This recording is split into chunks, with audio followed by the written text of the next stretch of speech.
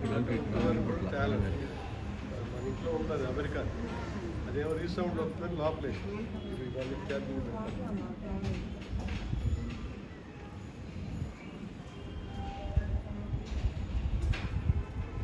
అమెరికాలో అయితే ఈ ప్రశ్న అడగకూడదు, ఇండియాలో స్వేచ్ఛ ఎక్కువ లేదు, అడగచ్చు. మీరు ఎంతమంది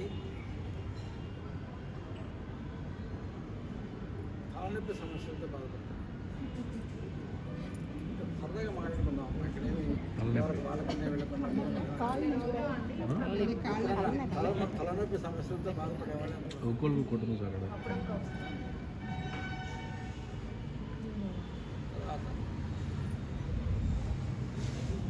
గుండె సంబంధించినటువంటి ప్రాబ్లమ్స్ ఉన్నటువంటి వాళ్ళు వచ్చేసారు.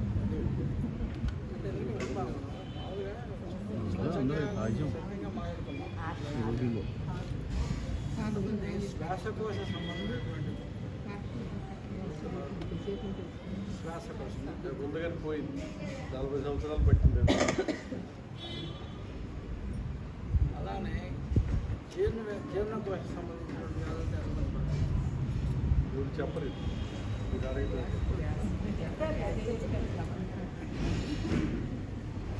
తర్వాత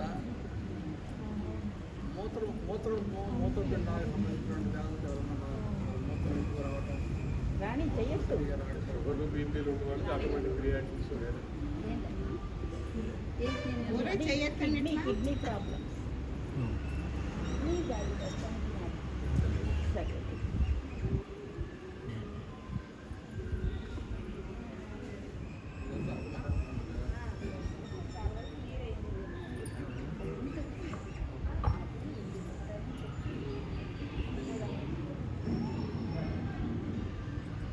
అంటే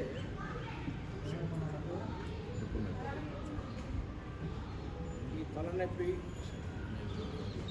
తర్వాత హార్ట్కి సంబంధించిన ప్రాబ్లం, హైపర్ టెన్షన్, తర్వాత ఇదే రకమైనటువంటి గుండెకి సంబంధించినటువంటి ప్రాబ్లమ్స్, ఈ లంగ్స్కి సంబంధించినటువంటి ప్రాబ్లమ్స్, తర్వాత ఈ జీర్ణకోశానికి సంబంధించినటువంటి ప్రాబ్లమ్స్, కిడ్నీకి సంబంధించినటువంటి ఒక మూల కారణం అనేది ఒకటి ఉంది. ఎవరు చెప్పగలరు ఆ మూల కారణం? టెన్షన్ అండి. హెవీ ఫుడ్,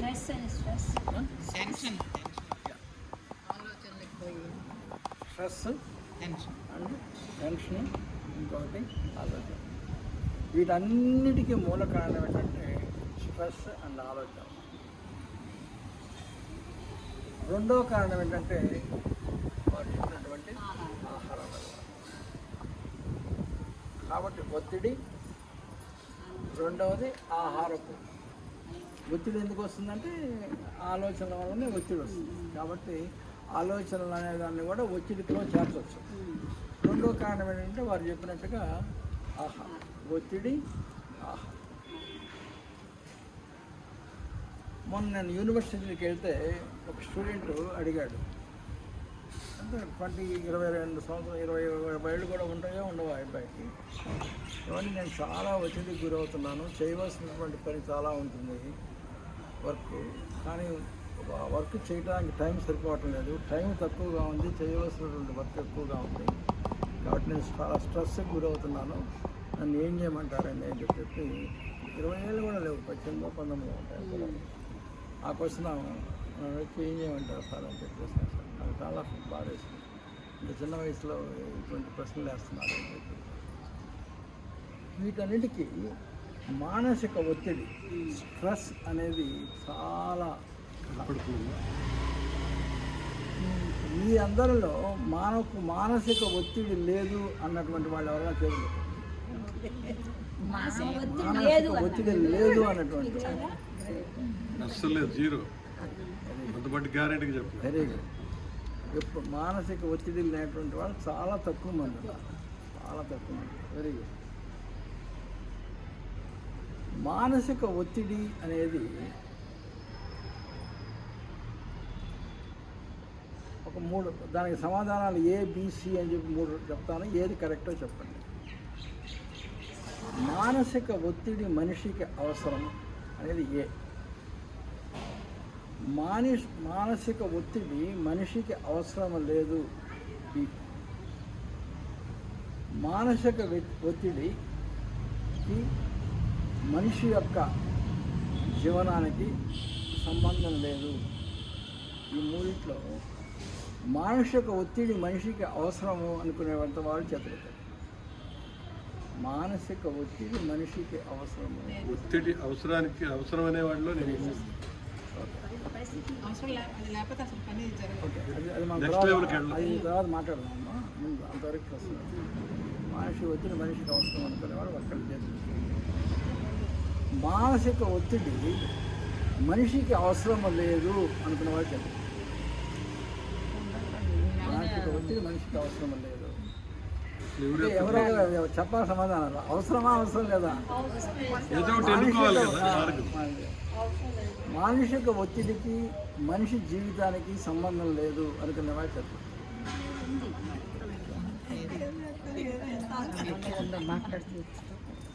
ఎందుకంటే మనం సరదాగా మాట్లాడినప్పుడు అందరూ పార్టిసిపేట్ చేయాలి డిస్కషన్. కరెక్ట్ ఏంటంటే మానసిక ఒత్తిడి మనిషికి అవసరం. ఎందుకో తెలుసా? మనం పుట్టింది ఒత్తిడితో. మన తల్లి గర్భం నుంచి ఒక శిశువు బయటికి రావాలంటే ఎంత ఒత్తిడికి గురి అవుతాడు. మన తల్లి గర్భంలో నుంచి బయటికి రావటమే జన్మే ఒత్తిడితో ప్రారంభం. తరువాత అన్నిటికంటే మానసిక ఒత్తిడిని కలిగించేటటువంటి విషయం ఏంటి మన జీవితంలో? మరణం. భయం. మరణాన్ని భయంతో లేకుండా మరణం అంటే భయం లేనటువంటి వాళ్ళు మనం ఎవరు ఉన్నాం. వాళ్ళకు కూడా మనం ఉండాలి. అంటే అది చాలా ఒత్తిడి. కాబట్టి మన జీవితం ప్రారంభమైంది ఒత్తిడితో, మన జీవితం అంతమయ్యేది కూడా ఒత్తిడితో. కాబట్టి పుట్టింది ఒత్తిడితో, పోయేది కూడా ఒత్తిడి. కాబట్టి మానసిక ఒత్తిడి అనేది మన జీవనంలో ఒక భాగం. అయితే ఈ ఒత్తిడి ఉండటం అనేది తప్పు కాదు. ఒత్తిడి ఉండటం తప్పు కాదు. మరి ఒత్తిడి ఉండటమేమో తప్పు కాదండి. ఒత్తిడి ఉంటేనేమో ప్రాబ్లమ్స్ వస్తాయండి. మరి ఒత్తిడి ఉండటం తప్పు కాదు, ఒత్తిడి ఉంటే ప్రాబ్లమ్స్ వస్తాయి. మరి ఏం చేయాలి?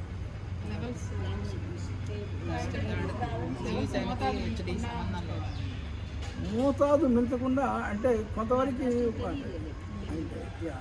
అంటే దానికి సొల్యూషన్ ఏంటంటే, సపోజ్ డబ్బులు అనేది మనిషికి అవసరం కదా, డబ్బులు ఉండాలి.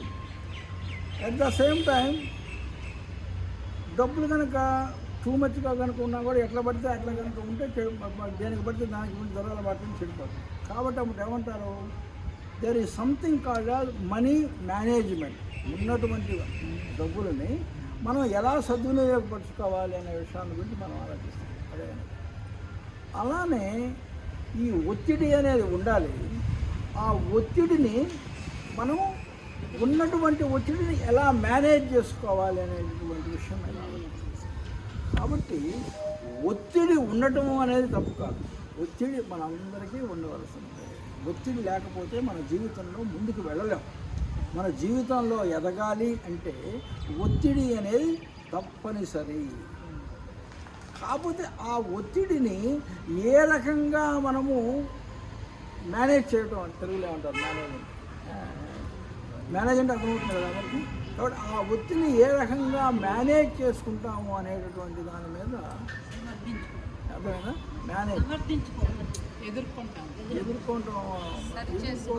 ఎదుర్కోవటం కూడా కాదు. మేనేజర్ అంటే అధిగమించడం కూడా కాదు. కరెక్ట్ వర్డ్ కాదు.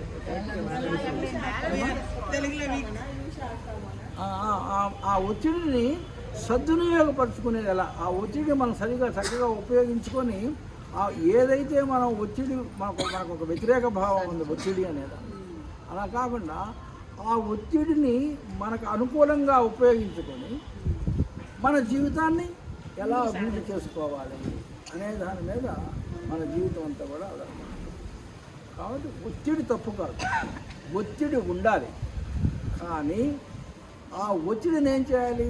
ఆ ఒత్తిడిని మనం అనుకూలంగా మార్చుకొని ఆ ఒత్తిడిని ఉపయోగించుకొని జీవితంలో ముందుకెళ్ళడం అనేది మన జీవితంలో మనం ఫాలో కావాల్సింది. అది ఈరోజు క్లాస్ కొంచెం స్ట్రెస్ మీద, ఎందుకంటే చాలామంది మెడిటేషన్ ఎందుకు చేయాలి అంటే స్ట్రెస్ రిలీజ్ కోసం, స్ట్రెస్ మేనేజ్మెంట్ కోసం మెడిటేషన్ చేయాలని చెప్తారు.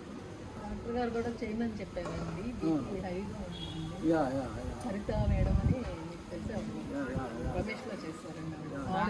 సజెషన్ ఇచ్చారు, మెడిటేషన్కి వెళ్ళండి, ఇట్లా హాస్పిటల్కి వచ్చినా పర్వాలేదు మేము నేర్పిస్తాం. ఫిజికల్ ఎంత స్ట్రాంగ్ ఉన్నా మెంటల్ పీస్ బ్యాలెన్స్ లేకపోతే అసలు మనం ఏ చేసి లేకపోతే అదే మెంటల్గా చాలా స్ట్రాంగ్ ఉంటే ఫిజికల్గా ఏదైనా చేయగలుగుతాం. అందుకని మనకి ఆ స్ట్రెస్ ఉండటం తప్పు కాదు, కానీ ఉన్నటువంటి స్ట్రెస్ని మనం ఎలా మేనేజ్ చేసుకొని మనకు అనుకూలంగా ఉపయోగించుకొని మన యొక్క జీవితాన్ని ఎలా ముందుకు తీసుకువెళ్ళాలి అనేటువంటి విధంగా మనకి ఆలోచన. కానీ స్ట్రెస్లో ఉన్నాను అని అనుకుంటే మాత్రం చాలా కష్టం. ఈ స్ట్రెస్ మేనేజ్మెంట్ అవసరం యొక్క విషయాన్ని తెలుసుకోవాలంటే ఇప్పుడు మనం ఒక విషయాన్ని చూస్తాం. మనం తిన్నటువంటి ఆహారంలో జీర్ణమైపోయి 24 గంటల్లో కనుక అది కనుక బయటకు వెళ్ళకపోతే ఏమొస్తుంది? మనకి గ్యాస్ జబ్బులు వస్తాయి. మనం తాగినటువంటి మంచినీళ్ళు ఒక 4 గంటల్లో కనుక బయటికి వెళ్ళిపోలేదనుకోండి, మూత్రం ద్వారా ఏమొస్తాయి? జబ్బులు వస్తాయి. మనము తీసుకున్నటువంటి గాలి ఒక్క నిమిషంలో బయట ఒక 5 సెకండ్లు 30 సెకండ్లో కనుక బయటకు వెళ్ళకపోతే చచ్చిపోతాం, మళ్ళీ శ్వాస. కానీ మనకు వచ్చినటువంటి స్ట్రెస్ అసలు బయటికి పోకుండా అలానే కంటిన్యూస్గా మోస్తూ ఉన్నాం అనుకోండి, ఏమొస్తాయి? కాబట్టి ఇందాక మనం చెప్పినటువంటి అన్ని జబ్బులు, ఒక జబ్బు కాదు, అన్ని రకమైనటువంటి జబ్బులు. కాబట్టి తిన్నటువంటి ఆహారం 24 గంటల్లో బయటికి పోతే జీర్ణకోశ సంబంధిత వ్యాధులు వస్తాయి. తాగినటువంటి మంచినీళ్ళు కనుక గంటలో బయటకు పోతే మూత్రకోశకు సంబంధించిన వ్యాధులు వస్తాయి. పీల్చినటువంటి గాలి 30 సెకండ్లలో కనుక బయటికి రాకపోతే శ్వాసకోశమైనటువంటి సంబంధించిన వ్యాధులు. అలానే లోపలికి వచ్చినటువంటి స్ట్రెస్ని కనుక సరిగా మేనేజ్ అయిపోతే ఈ 3 కాదు ఇంకొక 5-6 జబ్బులు యాడ్ చేసి మొత్తం 10-12 రకాలైనటువంటి జబ్బులకు కారణం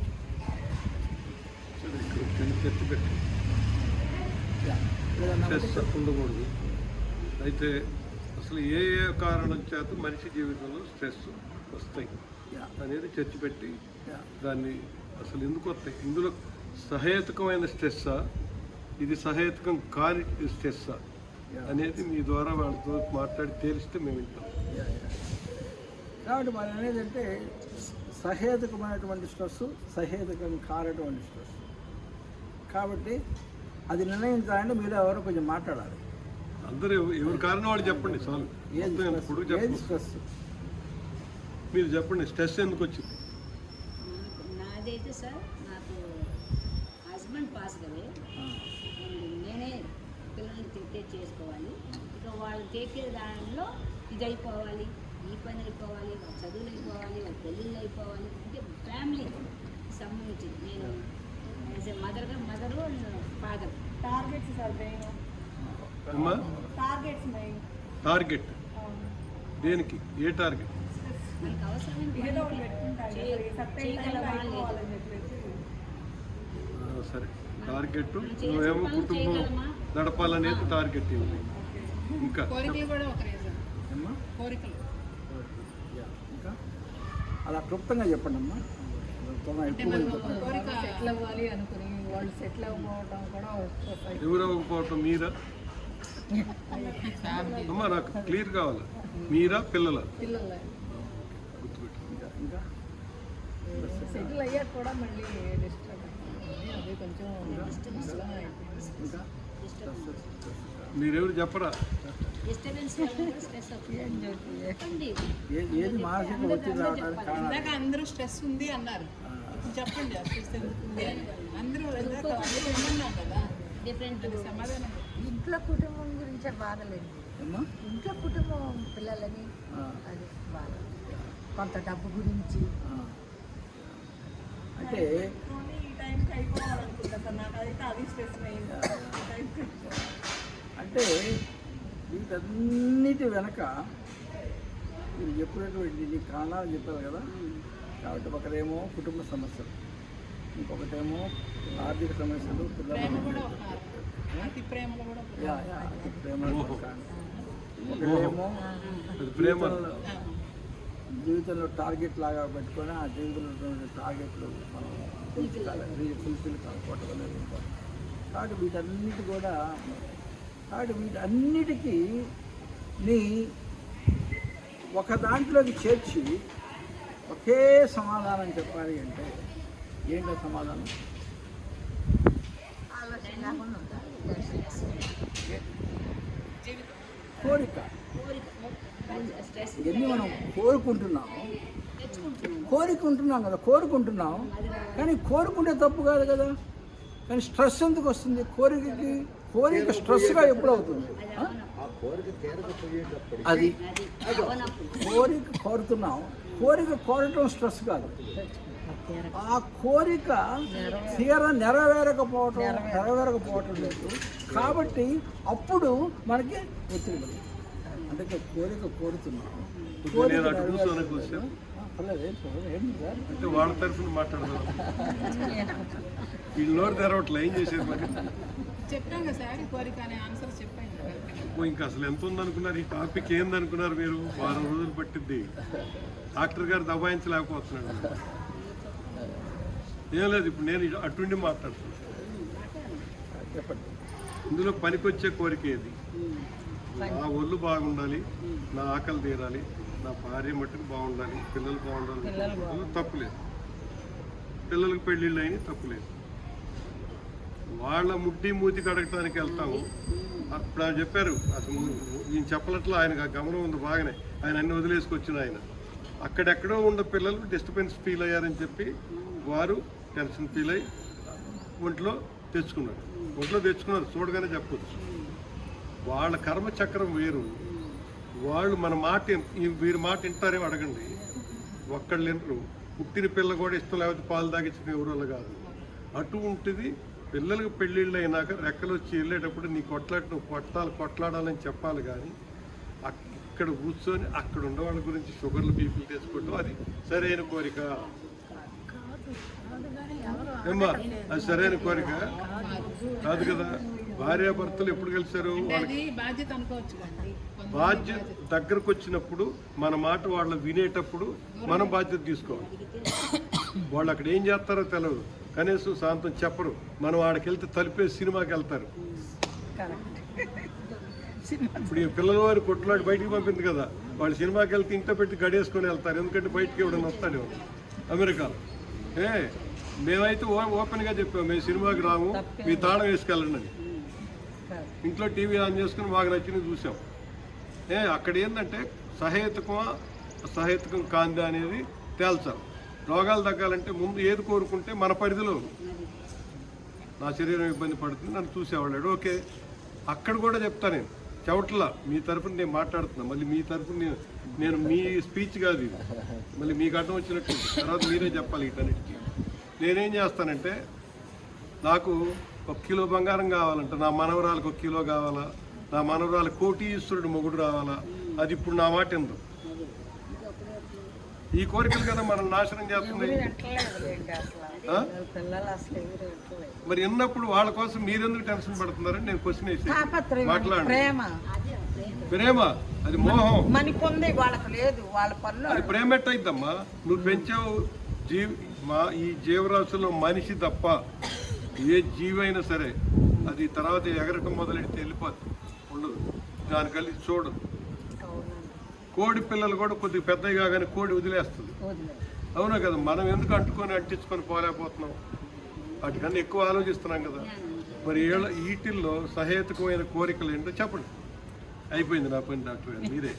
మరి ఎన్నికలలో పాటు నా వాళ్ళని నటించుకొని డిటాచ్మెంట్ అనేది ఎక్కువగా పెంచుకోకూడదు ఎఫెక్షన్స్. అస్సలు పెంచుకోకూడదు. మీకు అది తెలియదు, ఎక్కువగా కాదు, అస్సలు పెంచకూడదు. సుఖంగా ఉండాలంటే అస్సలు పెంచకూడదు. దీంట్లోకి వచ్చిన తర్వాత కొద్దిగా పర్వాలేదు. ఇది మా వాడు ఇక్కడే ఉంటాడు. వాడు మొదట్లోనే అడిగాడు, నాన్న ఆడెందుకు మీ ఇద్దరు రావచ్చు కదా. నేను ఒక నెల బాగుంటారా, రెండో నెలలోనే మామయ్య గారు ఖాళీగా ఉండవు కదా, పాల ప్యాకెట్ అంటది. ఆ తర్వాత ఏమో పిల్లలు తీసుకెళ్ళి కాలేజీ, స్కూలు కాలేజీ అంటది. ఆ తర్వాత ఏమో మామయ్య గారు కూరగాయలు తెమ్మంటది. ఆ తర్వాత పని మనిషి రాలేదు మామయ్య గారు, ఏం చేద్దామని ఊడిపెచ్చింది. ఆ డిష్ వాషర్లోనైనా నేనే తీసుకెళ్ళి పెట్టాలిగా, ఎందుకంటే ఆ అమ్మాయికి అందదు. ఎగ్జాంపుల్ చెబుతున్నా, ఆ అమ్మాయికి అందదు. ఇవన్నీ వాడికి ఇప్పుడు తెలవు. తగాదు మొదలైంది. ఇక వాడు పని అన్ని చేసుకుంటాడా, మా ఇద్దరి మధ్య తగాదని తీరుతాడా? ఎడంగా ఉండి మర్యాదగా ఎప్పుడైనా సరదాగా వస్తే మామయ్య గారు టీ తాగుతారా, కాఫీ తాగుతారా, టిఫిన్ తింటారా, అన్నీ బాగుంటాయి. ఆడకు వస్తే ఆళ్ళు చేసి పెడతారు, అన్నీ బాగుంటాయి, చాలా హ్యాపీగా ఉంటుంది. అవునా కాదు? ఇది తీసి పూసుకొని ఏందమ్మా ఈ గోల? ఏంది గోలేంది? భగవద్గీత ఏం చెబుతున్నాయని అడగని చెబుతారు. దీని గురించి భగవద్గీత ఏం చెబుతున్నాయని అడగని చెబుతారు. నాదంటే ప్రాక్టికల్, నాకు అది తెలియదు. నిగ్రహించుకొని ఉండాలండి. ఉండాలి కదమ్మా, ధ్యానం చేసేది ఎందుకు? అందుకే రోగాలు తప్పు కాదు, రోగాలకు అతీతమైంది ఇంకోటి ఉంది, దానికి ధ్యానం చేయించి ముందుకు పోయింది అంటున్నాం. చెప్పింది కరెక్టేనండి, మనలోనే రావాలి నిగ్రహించుకునే శక్తి రావాలి. అది నాకు ఇప్పుడు కూడా ఒకటి కంట్రోల్ అవట్లా, నాలిక నేను దొప్పదగా ప్రథమ శత్రువు. 4 రోజులు తిప్పితే వాడు టిఫిన్ కాంప్లిమెంటరీ అంటాడు. అని ఏదైనా ఒక దోశ ఇడ్లీ పెడితే సరిపోతుంది.